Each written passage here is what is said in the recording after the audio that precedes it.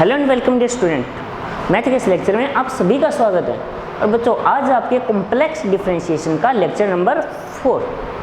और आज के लेक्चर में हम आपके जो एनालिटिक फंक्शन है उससे रिलेटेड और कॉम्प्लेक्स डिफरेंशिएशन से रिलेटेड कुछ क्वेश्चन करेंगे। लेकिन उससे पहले एक बार जो प्रीवियस लेक्चर में मैंने आपको कुछ बताया है, एक बार उनके ऊपर थोड़ी सी चर्चा कर ली जाए तो ज़्यादा बेटर रहेगा मेरे हिसाब से। तो आइए, भाई मान लिया जाए कि यदि मेरे पास कोई फंक्शन है इस फॉर्म में u x y plus iota v x y के फॉर्मेट में, ठीक है।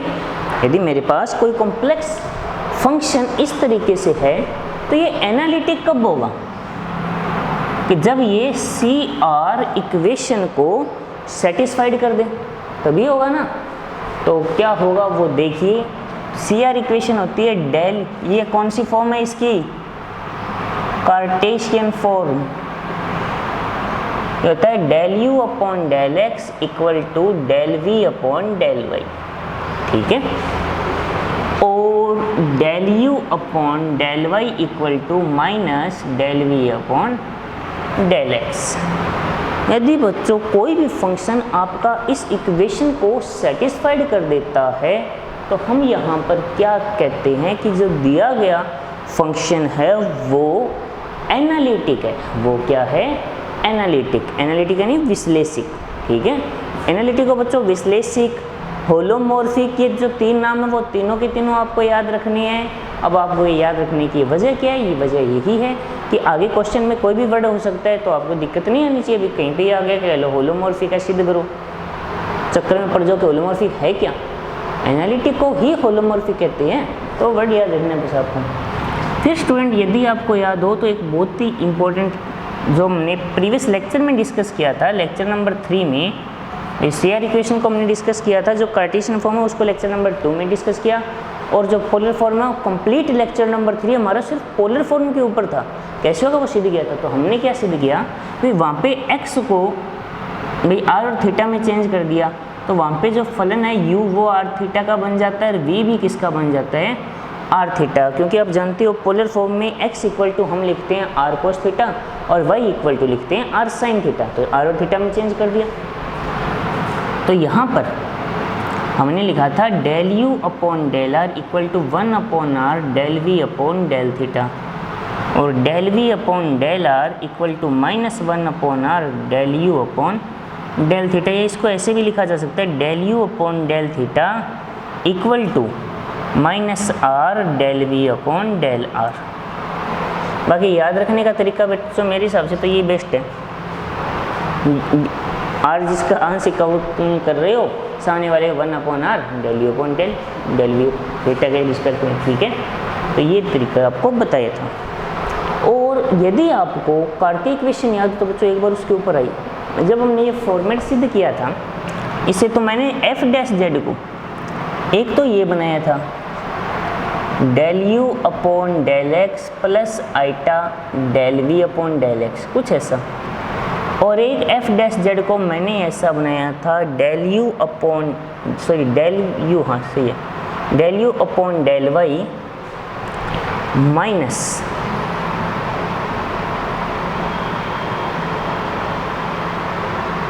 ये del u upon del x है ना, तो del u upon del x आया del v upon del y की, और ये आएगा minus iota del u upon del y, कुछ ऐसा। सॉरी बच्चों, यहाँ पे वी आएगा क्योंकि जब हमने कंपैरिजन किया था तो कुछ ऐसा बना था। और del v upon del x आता है minus iota del u upon del y, इसकी यानी हमने कुछ ऐसा रूल बनाया था इसको, ठीक है। क्लियर हो गया इतना? अब यदि मैं इससे माइनस आइटा कॉमन ले लूँ एक बार, यदि बच्चों मैं इससे क्या करूँ, इसको मैं क्या लिख सकता हूँ? यदि मैं इसे del f upon del x लिखता हूँ, यदि मैं इसे del f upon del x लिखता हूँ तो एफ डैश जेड को मैं यहाँ यदि इससे माइनस आइटा कॉमन लूँ तो आ जाएगा del u upon del y minus 1 upon iota del v upon del y, ठीक है। कुछ ऐसा नहीं आ जाएगा। बच्चों यहाँ पर मैं दो आपको अलग तरीके के फॉर्मूले बता रहा हूँ जो आपको स्पेशली याद भी रखने हैं, ठीक है भाई। हमने सिद्ध किया था, अभी देखो ये रूल मैंने आपको बताया था भाई, जब कोशी CR इक्वेशन को जब हमने सिद्ध किया तो कुछ ऐसा किया था हमने, ठीक है भाई। यदि आपको याद हो तो हमने क्या लिखा था कि जो f डैश जेड है वो बनाया था दो तरीके से। नंबर एक मैंने लिखा था कि del u upon del x plus iota del v upon del x, एक बनाया था del v upon del y minus iota del u upon del y। फिर इन्हीं का तो कंपेरिजन किया भाई, ये दोनों अगर भाई डिफरेंशिएबल है, एनालिटिक कहते हैं, दोनों इक्वल होना चाहिए, उन्हीं के आधार पर तो रिजल्ट बनाया था। तो इसी को लेकर अब मैं थोड़ा सा इसको सही रूप में लिखना चाहूँ तो मैंने क्या किया, मैंने इससे माइनस आइटा कॉमन लिया, माइनस आइटा कॉमन लूँगा तो कुछ ये इक्वेशन है ये, इसमें मैं आइटा का ऊपर नीचे मल्टीप्लाई कर दूं तो ऊपर तो होगा आइटा, नीचे आइटा स्क्वायर, तो जो है plus iota del v upon del y. तो इसे मैं क्या लिख सकता हूँ, एफ डैश जेड को minus iota del f upon del y भी लिखा जा सकता है। ये फॉर्मूला आपको याद रखना है। बना कैसे देखो वो बच्चों मैंने बता दिया आपको। तो यहाँ पे एफ डैश जेड के मेरे पास कितने फॉर्मूले आ गए, दो फॉर्मूले आ गए। पहला फॉर्मूला क्या आया, पहला फॉर्मूला ये आया कि मैं लिख सकता हूँ एफ डैश जेड को del f upon del x, सीधा एक्स के रिस्पेक्ट में आंशिक अवकलन, यानी ऐसा, या इसको ऐसा लिख दूँ डी यू का वाई के रिस्पेक्ट में आंशिक अवकलन, वी का वाई के रिस्पेक्ट में आंशिक अवकलन। ये फॉर्मूला कैसे है, आगे क्या लगा दूँ गुणा में माइनस आइटा, तो इससे डायरेक्टली आपको अवकलन करना आ जाएगा। बात समझ आ रही है कि यदि कोई function u plus iota v इस फॉर्मेट में हो तो आप उसको दो तरीके से सॉल्व कर सकते हो अवकलन को। नंबर एक फॉर्मूला होगा del u upon del x plus iota del v upon del x. u का x के सापेक्ष आंशिक अवकलन, v का x के सापेक्ष आंशिक अवकलन, आइटा आपका y का वही रहेगा। यदि आप y के रिस्पेक्ट में आंशिक अवकलन करोगे, कई बार क्या होगा क्वेश्चन ऐसा हो जहाँ पे x के रिस्पेक्ट में आंशिक अवकलन से ज़्यादा y के रिस्पेक्ट में आंशिक अवकलन करना ईजी हो तो कोई दिक्कत नहीं है, आगे माइनस आइटा लगा दो, del u upon del y plus iota del v upon del y. बच्चों ये फॉर्मूले आपको याद रखने हैं। स्क्रीनशॉट ले सकते हो, देख सकते हो, कोई दिक्कत है तो बताओ।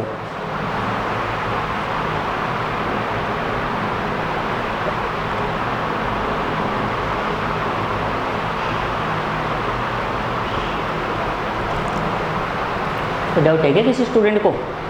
तो यदि बच्चों डाउट नहीं है तो आइए अब हम क्वेश्चन को स्टार्ट करते हैं। वीडियो पॉज करके आप स्क्रीनशॉट ले लिया करो, तो आपके पास फिर उसको नोट कर लिया करो कॉपी में, तो एक तरीके से आपकी खुद की हैंड राइटिंग में आपके पास लिखित नोट्स तैयार हो जाएंगे। बच्चों देखो थोड़ी मेहनत तो आपको भी करनी चाहिए, सिर्फ टीचर के मेहनत करने से रिजल्ट अच्छा नहीं रहता, आपको भी बराबर मेहनत करनी पड़ेगी, शायद हमसे ज़्यादा। हाँ यहाँ पे हम मेहनत कर सकते हैं सारी, जब तक बोर्ड पे हम पढ़ा रहे हैं तब तक सारी मेहनत हमें करनी है, लेकिन जब आप वीडियो देख रहे हो उसके बाद जो नोट करना, उसको समझना, सारा काम तैयार करना, वो मेहनत आपको करनी होगी, ठीक है। तो ये उसी मेहनत को फिलहाल स्टार्ट करता हूँ मैं। दिखलाइए कि फलन f z equal to z cube, example है आपकी बुक के, कुछ एग्जाम्पल लेकर आज हम इस लेक्चर को करेंगे सोल्व। देखिए f z equal to z cube है, सिद्ध करना है कि ये विश्लेषिक है, ये एनालिटिक है और इसका अवकलज भी ज्ञात कीजिए। दो बातें, मुझे एक तो एनालिटिक प्रूव करना है और एक मुझे एफ डैश जेड भी चाहिए। मुझे क्या करना है, इसे एनालिटिक भी प्रूव करना है और मुझे एफ डैश जेड भी चाहिए। तो सबसे पहले एनालिटिक के लिए देखो z cube, let z equal to आप जानते हो बच्चों एक्स प्लस आइटा वाई, तो एक्स प्लस आइटा वाई की जो होल क्यूब होगी, यानी जो जेड क्यूब होगा वो क्या होगा, ए प्लस बी क्यूब का, ए प्लस बी की होल क्यूब का फॉर्मूला याद है? अब जिनको याद नहीं है तो बच्चों उनको याद होना चाहिए, क्योंकि ये तो छोटी मोटी बातें देखो ये तो आपको याद होनी चाहिए। चलो एक बार लिख रहा हूँ, ए प्लस बी का होल क्यूब होता है A cube plus B cube plus 3a B square plus 3a square B, कुछ ऐसा। हाँ, इसको 3ab ब्रैकेट में e प्लस बी के जैसा भी लिखा जा सकता है, लेकिन मैंने ऐसा नहीं लिखा। क्यों नहीं लिखा कि मुझे आइटा को अलग अलग करना है, फिर कंबाइंड करूँ फिर आइटा को अलग अलग करूँ, इससे पहले ही अलग अलग करके लिख दिया, ठीक है। X cube minus iota y cube, iota square minus एक तो minus 3x Y square plus iota 3x square y. तो बच्चों मेरे पास जो रिजल्ट है वो आया x cube minus 3x Y square plus iota 3x square Y minus Y cube. मेरे पास कुछ ऐसा रिजल्ट आ गया जेड क्यूब, यानी जो एक तरीके से आपका एफ जेड है। इतनी बात समझ आ गई होगी, यहाँ तक तो कोई डाउट नहीं होना चाहिए किसी स्टूडेंट को। तो यदि मैं कंपैरिजन करता हूँ तो बच्चों मेरे पास जो u आया वो आया x cube minus 3x Y square, और जो v आया मेरे पास वो आया 3x square Y minus Y cube. ये आ गया क्या रिजल्ट है? u तो क्या आ गया मेरे पास X cube minus 3x Y square, और v आ गया 3x square Y minus Y cube आ गया। तो अब मुझे इस जो प्रूव करना है उसके लिए सबसे पहले मैं क्या लिखूँगा, del u upon del x क्या आ जाएगा 3x स्क्वायर, एक्स हो गया माइनस का 3y स्क्वायर। यहाँ पे करूँगा del v upon del x क्या आएगा 6xy, और ये 0 हो जाएगा। Del u upon del y क्या आया, ये 0 माइनस का 6xy, और del v upon del y ये हो जाएगा 3x square minus 3y square. तो यहाँ पे आप देख सकते हो इनको। तो जो रिजल्ट है वो क्या है, del u upon del x equal to क्या आ रहा है आपके पास, del v upon del y आ रहा है। इक्वल है या नहीं है? और ये देखो माइनस का आ रहा है, यानी del v upon del x equal to क्या आ रहा है, माइनस का del u upon del y आ रहा है। तो क्या ये CR इक्वेशन को सेटिस्फाइड करता है? आराम से सोचिए और जवाब दीजिए। क्या ये जो आपका क्वेश्चन है वो आपकी CR यानी कोशी-रीमान इक्वेशन को सेटिस्फाइड करता है क्या? तो आपका जवाब होना चाहिए कि हाँ सर ये इसको सेटिस्फाइड कर रहा है। तो यदि ये CR इक्वेशन को सेटिस्फाइड कर रहा है तो हम बोल देंगे कि जो FZ है वो एनालिटिक है, यानी विश्लेषिक है या होलोमॉर्फिक है, जो आप वर्ड यूज करना चाहो। इतनी बात दिमाग में बैठेगी। अब आगे के कुछ प्रोसेस है वो समझिए आप। मुझे इसका अवकलन भी तो बताना था, तो मैंने आपको अभी फॉर्मूला बताया कि एफ डैश जेड को मैं लिख सकता हूँ दो तरीकों से, del f upon del x यानी del u upon del x plus iota del v upon del x. एक तो ऐसे, तो del u upon del x क्या है, एक्स क्यूब माइनस सॉरी ये रहा 3x square minus 3y square, 3x square minus 3y square plus iota del v upon del x, ये रहा 6xy। या तो इसको मैं ऐसे भी लिख सकता हूँ, माइनस का iota del f upon del y यानी minus iota del u upon del y plus iota del v upon del y. तो ये आ जाएगा माइनस का iota del u upon del y वो रहा माइनस 6xy प्लस आयोटा क्या आ जाएगा del v upon del y है वो रहा 3x square minus 3y square. ये लीजिए, समझ आया नहीं है बच्चों? आराम से देख लीजिए। क्वेश्चन से रिलेटेड कोई भी डाउट आपके माइंड में नहीं रहना चाहिए। यदि डाउट माइंड में रहता है तो मान के चलो आगे आपको परेशान करेगा। ठीक है, सिंपल सा क्वेश्चन है। बस सबसे पहले आपका काम क्या होगा भाई, दिए गए फंक्शन को u प्लस आइटा v के फॉर्मेट में बनाओ। ठीक है, उसके बाद आपको 4 काम, number 1 del u upon del x, number 2 del u upon del y, number 3 del v upon del x, number 4 del v upon del y. चारों के चारों ज्ञात करो। उसके बाद ये देखिए कि क्या वो CR इक्वेशन को सेटिस्फाइड करते हैं। तो यदि वो CR इक्वेशन को सेटिस्फाइड कर रहे हैं तब तो अच्छी बात है, ये वो एनालिटिक है और आप उसको आगे भी सॉल्व कर पाओगे। ठीक है, यदि वो नहीं सेटिस्फाइड करते तो एनालिटिक नहीं है। हाँ, डिफ्रेंशिएशन तो कर सकते हो। कई बार बच्चे क्या सोचते हैं भाई, कोई ये सोच रहा हो कि यदि एनालिटिक नहीं होता तो क्या डिफ्रेंशिएशन नहीं होता? डिफ्रेंशिएशन तो होता लेकिन एनालिटिक नहीं होता सिर्फ। ठीक है, तो क्योंकि डिफ्रेंशिएशन क्यों नहीं कर सकते भाई? यदि यहाँ पे मान लो एनालिटिक नहीं होता, ये इक्वल नहीं आते, तो डिफ्रेंशिएशन तो कर ही सकता हूँ मैं इसका। डिफ्रेंशिएशन पे कोई इफेक्ट नहीं पड़ेगा। ठीक है, डिफ्रेंशिएशन पे कोई इफेक्ट नहीं पड़ेगा या पड़ेगा? बताओ भी, क्या ये यदि एनालिटिक नहीं होता तो डिफरेंशियल फर्क पड़ता बच्चों, फर्क पड़ जाता। कोई ये सोच रहा हो भाई मैं कर दूँ, फ़र्क ये पड़ता कि कर मत देना जो मैंने कहा मैं, क्योंकि यदि आप कर देते हो तो आप खुद ये सोचो कि भी डेफिनेशन क्या है कि वो अपने प्रांत के प्रत्येक बिंदु पर अवकलनीय हो। डेफिनेशन क्या है एनालिटिक की, अपने प्रांत के प्रत्येक बिंदु पर अवकलनीय हो, तो वो अवकलनीय नहीं होगा। क्यों नहीं होगा? क्योंकि एनालिटिक नहीं होने की वजह से जो मैंने दोनों तरीक़ों से रिजल्ट बनाया वो इक्वल नहीं आएगा, तो मतलब अवकलज का अस्तित्व नहीं है, क्योंकि अवकलज तो एक ही हो सकता है ना, दो नहीं हो सकते। तो याद रखना यदि कोई एनालिटिक नहीं है तो अवकलज नहीं करना। देखो ये सोच लो कि मेरे पास यहाँ पे del u upon del x तो आ ही गया, del v upon del x आ गया, इक्वल नहीं है तो क्या यहाँ पे वैल्यू रख दो। लेकिन बच्चों दोनों तरीक़ों से रिजल्ट सेम आना चाहिए, यानी हम जो del f upon del x लिख रहे हैं और minus iota del f upon del y रख रहे हैं, दोनों की तरीके से रिजल्ट एक जैसा आना चाहिए। लेकिन यदि अलग अलग आता है तो फिर अब समझ जाओ डिफरेंशिएबल नहीं होगा। क्लियर होगी अभी बात? आइए और एक एग्जांपल करते हैं।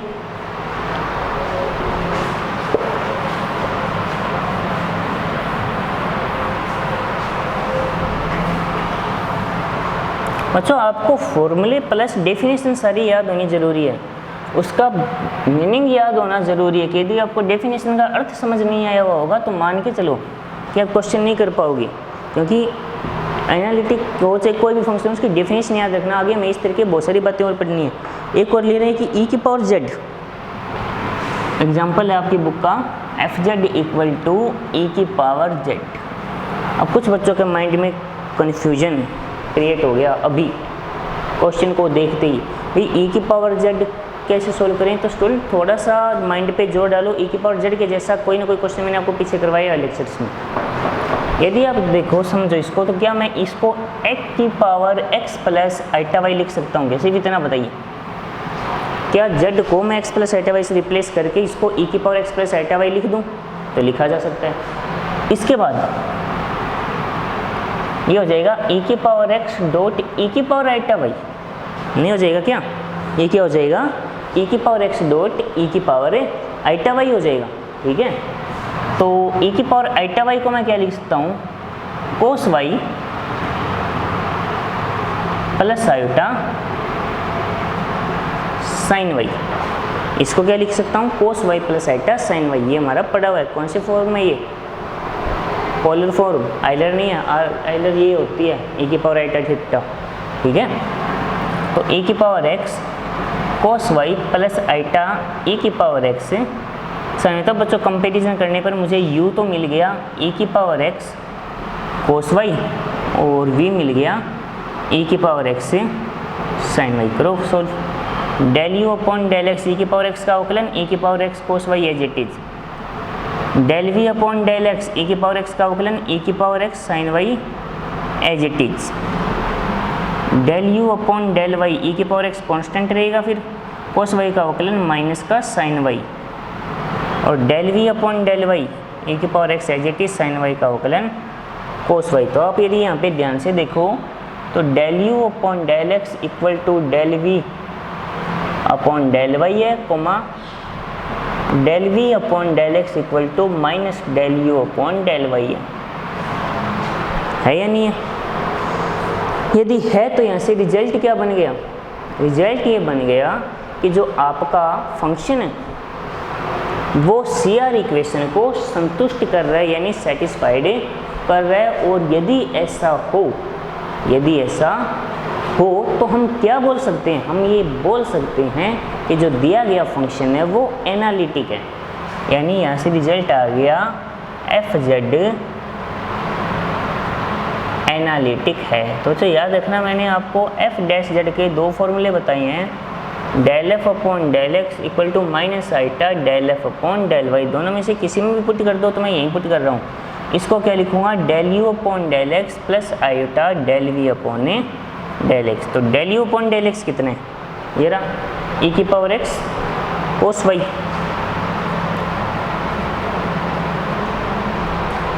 Del v upon del x कितने? प्लस आइटा e की पावर x से साइन y, e की पावर x कॉमन लूँगा तो आ जाएगा cos y plus iota sine y, ये लो, ये क्या बन गया e की पावर आइटा वाई। तो रिजल्ट बच्चों कुछ ऐसा ही आ जाएगा, यानी इसका अवकलन यही होगा, e की पावर z का अवकलन क्या होगा, e की पावर z ही होगा। और हमसे बच्चों देख लीजिए, कोई दिक्कत है तो बता दीजिए, उसको मैं क्या लिख सकता हूँ, e की पावर z। देखो डाउट है तो बताओ।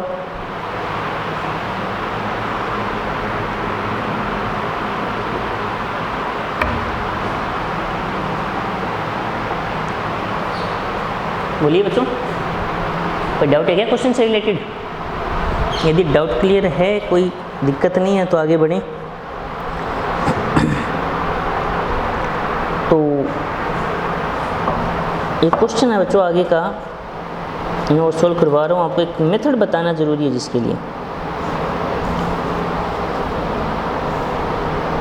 ठीक है।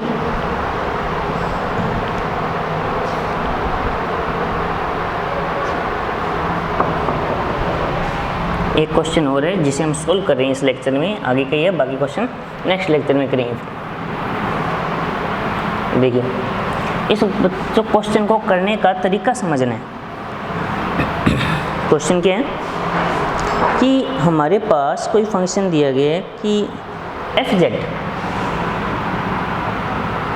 इक्वल टू क्या दिया गया आपको, एक्स स्क्वेयर वाई 5 ब्रैकेट में x plus iota y, x square y की पावर 5 ब्रैकेट में x plus iota y divide by x 4 plus y की होल पावर 10, एक्स की पावर 4 प्लस वाई की होल पावर 10, और एफ जीरो की value क्या दी गई है आपको, 0, और z is not equal to 0। आपको क्या कहना है कि मूल बिंदु वाले किसी प्रांत में प्रकृति जांच करनी है, यानी इसकी प्रकृति आपको कहाँ चेक करनी है, मूल बिंदु पर। यानी आपको ये बताना है कि क्या ये मूल बिंदु पर अवकलनीय है, ये एनालिटिक है या नहीं है। भाई अवकलनीय तो कब होगा, जब एनालिटिक होगा। एनालिटिक है तो उसका अवकलन क्या होगा, या अवकलन का स्तर है या नहीं, वो सारी बातें सिद्ध करेंगे। देखो ठीक है, तो देखो सबसे पहले बच्चों एक तो तरीका ये होगा, मैं इसको आपको सिर्फ एनालिटिक कैसे करना है वो बता रहा हूँ और कुछ नहीं बता रहा हूँ, ठीक है। सिर्फ ये देखो कि भाई एक तो तरीका ये होगा भाई मैं इसका अलग अलग गुणा कर दूं, फिर आइटा अलग करूं, ठीक है। एक तो तब होगा, तो उस कंडीशन में u और v मेरे पास काफ़ी लेंथी हो जाएंगे ना। ये अवकलन करूँगा, ये नहीं अवकलन नहीं कर पाऊंगा। लेकिन आप देखो पहले u बटा v लगेगा, फिर ऊपर u डॉट v, कितनी बड़ी प्रोसेस होगी, उनका कंपैरिजन करना भी मेरे लिए तो प्रोजेक्शन टाइम ज़्यादा लग जाएगा। इसलिए अच्छा मैं अवकलन की जहाँ से अवकलन प्रोसेस उस पर आता हूँ। ये del u upon del x भी मूल बिंदु पे कर रहे हैं, तो हम लिमिट x टेंड टू 0, इसको कुछ ऐसा नहीं लिख देते भाई मूल बिंदु पे y तो 0 लेंगे, x भी 0 है, लेकिन x प्लस डेल एक्स होता है तो यहाँ पे डेल एक्स लिख दो, ठीक है। Del x comma 0 minus u 0 0 upon del x. अब आपको u तो पता होगा क्या होगा, u तो आइटा से पहले वाला पार्ट है। तो देखो जब मैं x की जगह डेल एक्स लेकिन y 0 रखूँगा, y को क्या रखूँगा 0, तो ये कंप्लीट क्या बनेगा, 0 नहीं बन जाएगा क्या। तो ये क्या बन जाएगा 0 minus 0 upon del x. Limit apply करने की जरूरत नहीं है, 0 अपॉन डेल एक्स बच्चों क्या हो जाएगा 0। बात समझ आई या नहीं आई? दोबारा देखो, जब u क्या बनेगा x का इससे मल्टीप्लाई करने के बाद ये पहले वाला पार्ट u है। जब मैं y 0 लेके चल रहा हूँ, यहाँ पे क्या 0 लेके चल रहा हूँ y, जब मैं y 0 लेके चलूँगा तो ये सारे पहले 0 हो गया, ठीक है, क्लियर हो गया। तो बाकी फिर नीचे कुछ भी हो, same process del v upon del x क्या होगा, limit del x tend to 0, हम क्या लिखेंगे v x plus del x comma 0, तो x तो 0 ये मूल बिंदु पर चेक कर रहा हूँ, तो सीधा डेल एक्स कोमा 0 आएगा minus v 0 0 upon del x. तो बच्चों सेम वही प्रोसेस है, x 0 होने की वजह से सारा 0 हो जाएगा, तो ये भी 0। तो सेम यही प्रोसेस आप जब del u upon del y लिखोगे तो आएगा limit del y tend to 0 u 0 comma del y minus u 0 0 upon del y. तो बच्चों ऊपर वाली वैल्यू फिर गुणा में y आ रहे हैं तो 0 होना ही है, तो ये सारी 0 हो गई। x की जगह तो मैं डेल एक्स लिख दूँ, हाँ ये डेल एक्स की पावर 4 होगा, लेकिन वैसे तो 0 हो गया। तो 0 अपन कुछ गए 0, तो सेम यही प्रोसेस से क्या रह गया, del u upon del y ना, del v upon del y भी क्या आएगा 0। तो यहाँ पे आप देख सकते हो कि del u upon del x आपके पास बच्चों इक्वल है del v upon del y के, और del v upon del x equal है minus del u upon del y के। ठीक है, तो इसका मतलब ये हो गया कि जो दिया गया फंक्शन एनालिटिक है। क्लियर हो गया। अवकलन बच्चों आप कहोगे देखो यहाँ पे अवकलन ज्ञात करने का तरीका पीछे वाला नहीं लगाना। क्यों नहीं लगाना, पीछे वाला तरीका क्यों नहीं लगाना, उसका रीज़न ये दे देता हूँ कि उसमें तो था प्रांत के प्रत्येक बिंदु पर, लेकिन हम यहाँ पे किस पे चेक कर रहे हैं, मूल बिंदु पर। तो किसी पर्टिकुलर पॉइंट पर चेक कर रहे हो, इसलिए वो प्रोसेस नहीं लगेगी। हाँ, इसके अवकलन की प्रोसेस आप अपने माइंड से सोचना क्या हो सकती है, क्योंकि जो फॉर्मूला बताया था ना F of Z, F Z minus F Z note Z upon minus Z naught upon में जो होता है उससे निकलेगा। ठीक है, तो बस समझ आई होगी आज सारी। तो फिर मिलते हैं नेक्स्ट लेक्चर में, तब तक के लिए टेक केयर। ओके।